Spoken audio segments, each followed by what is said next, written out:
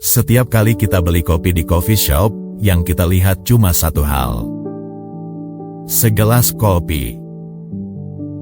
Tapi sebelum kopi itu sampai ke tangan kita, ada perjalanan panjang yang jarang dibicarakan orang.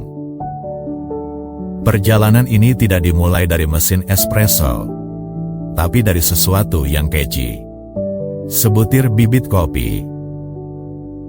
Bersama Faktalogical ID, mari kita bahas mungkinkah kopi Indonesia menjadi pemain dunia. Bibit kopi ditanam di daerah dengan ketinggian tertentu, biasanya di pegunungan, dengan udara sejuk dan tanah yang subur. Tidak semua tempat cocok. Salah sedikit saja, suhu, curah hujan, atau tanah. Rasa kopinya bisa berubah total. Setelah ditanam, pohon kopi tidak langsung berbuah. Butuh waktu bertahun-tahun. Petani harus merawatnya setiap hari, menjaga kelembapan tanah, memangkas cabang yang tidak perlu, dan melindungi tanaman dari hama serta penyakit. Ini bukan proses instan.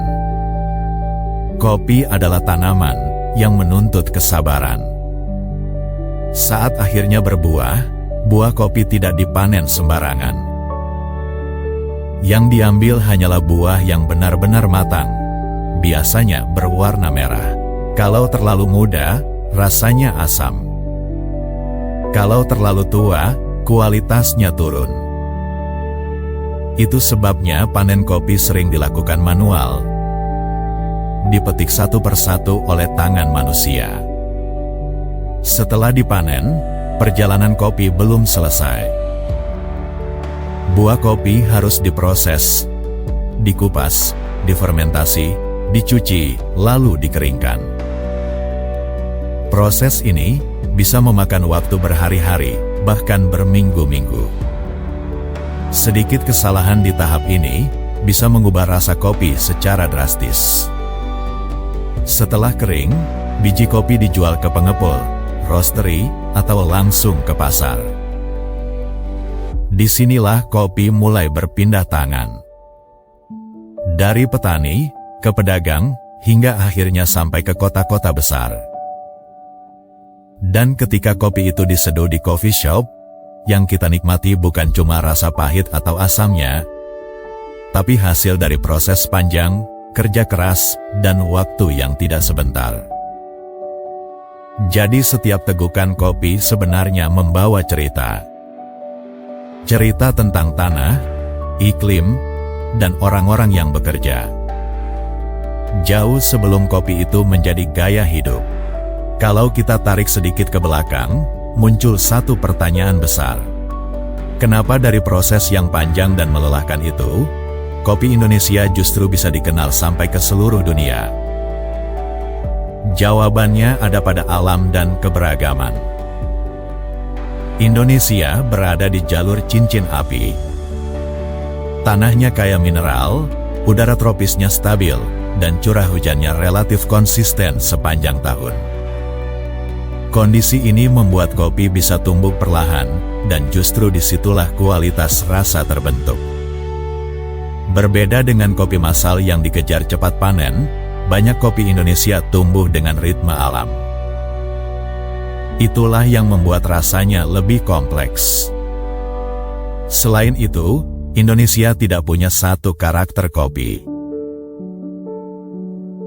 Setiap daerah punya ciri sendiri.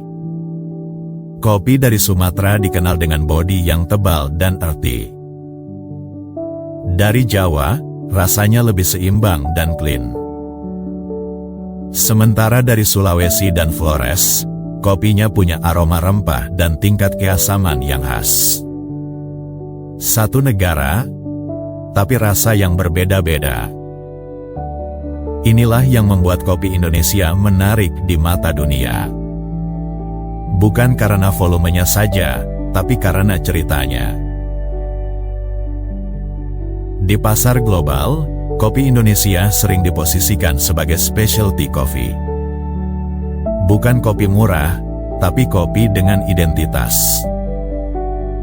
Setiap biji kopi membawa nama daerah, ketinggian kebun, bahkan cara pengolahannya.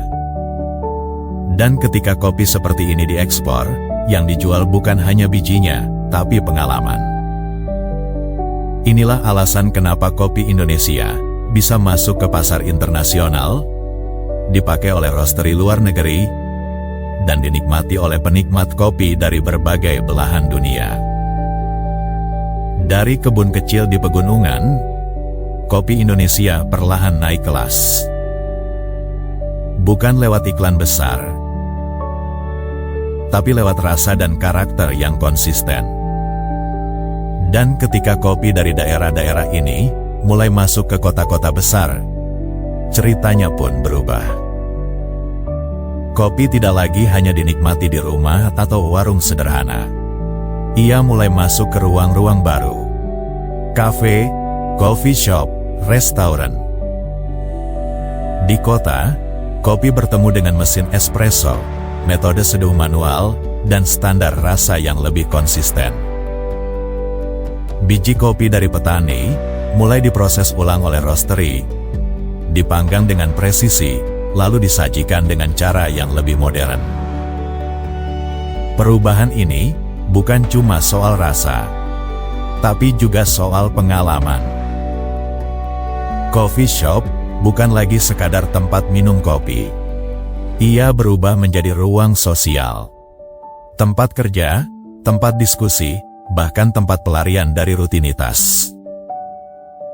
Disinilah peran generasi muda mulai terlihat, terutama Gen Z. Bagi Gen Z, kopi bukan cuma minuman. Kopi adalah bagian dari gaya hidup. Soal identitas, selera, dan suasana. Mereka peduli dari mana kopi berasal, bagaimana prosesnya, dan bagaimana ia disajikan. Cerita di balik kopi justru sering lebih penting daripada sekadar rasa pahit atau manisnya. Tak heran kalau banyak coffee shop sekarang menjual cerita tentang petani, tentang daerah asal, tentang proses seduh. Media sosial juga ikut mempercepat semuanya. Interior estetik, latte art, dan ambience yang nyaman membuat coffee shop menjadi ruang yang layak dibagikan. Kopi tidak lagi cuma soal kebutuhan. Dia menjadi ritual, sebuah jeda, sebuah gaya hidup urban. Dan dari sinilah, kita mulai melihat satu hal penting. Kopi Indonesia bukan hanya kuat di kebun dan pasar dunia, tapi juga hidup di keseharian anak muda di kota. Di balik ramainya coffee shop dan tren ngopi yang terlihat keren, ada satu cerita yang jarang dibahas. Cerita tentang jarak.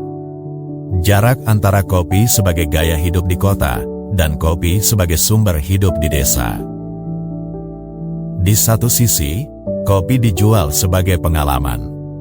Diseduh dengan alat mahal, disajikan di ruangan estetik, dan dibanderol dengan harga yang tidak murah.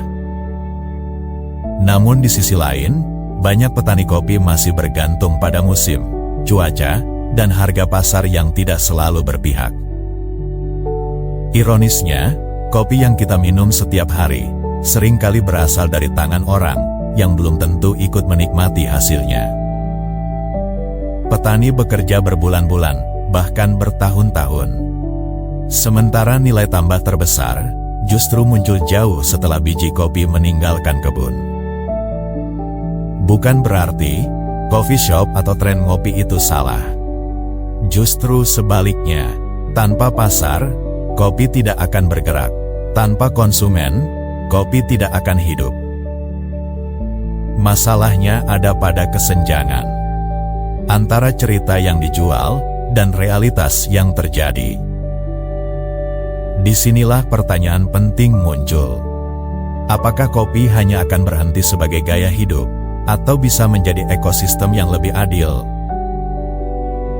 Beberapa perubahan sebenarnya sudah mulai terlihat. Konsep pembelian langsung, transparansi harga, dan cerita asal kopi mulai diperhatikan. Sebagian coffee shop dan roastery mulai membangun hubungan langsung dengan petani.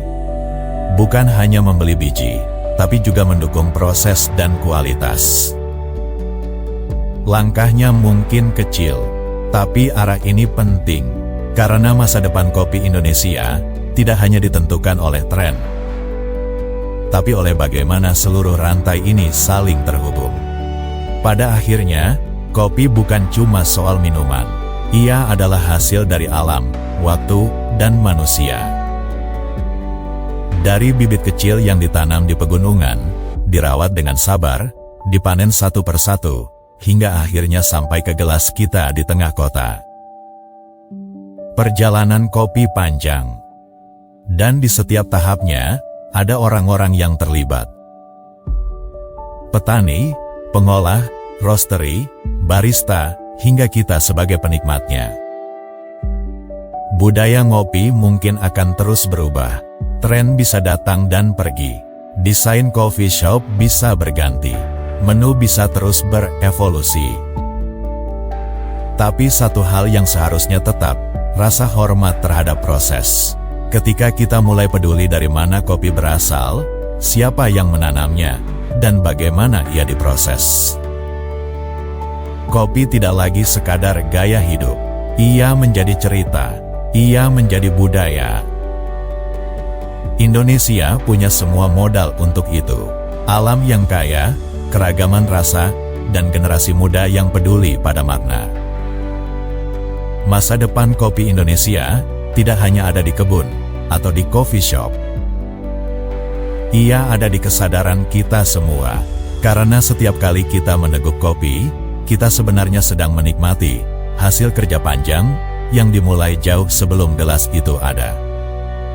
Kalau kamu merasa kopi bukan sekedar minuman, tapi bagian dari cerita dan budaya, mungkin sudah saatnya kita menikmatinya dengan sedikit lebih sadar.